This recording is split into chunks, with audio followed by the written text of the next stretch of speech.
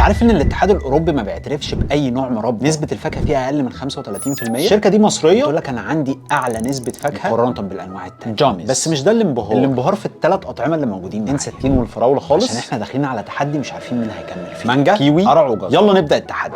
اكيد هبدا بالمانجا. هوم ميد مانجو، قال لك معموله في البيت، 350 جرام ب 70 جنيه. شكل المربى من جوه اهو.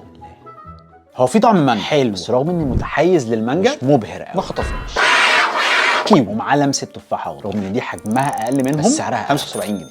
يا نهار ابيض على الريحه، كيوي تفاح بس. طبعا مش هقدر اميل عشان ما تتبلقش، بس في بذور كيوي في كل حته تقريبا. دي مش طبيعيه.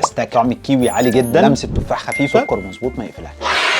كفايه شقاوه كده. جامز بقرع العسل والجزر والبرتقال، سعرها 70 جنيه.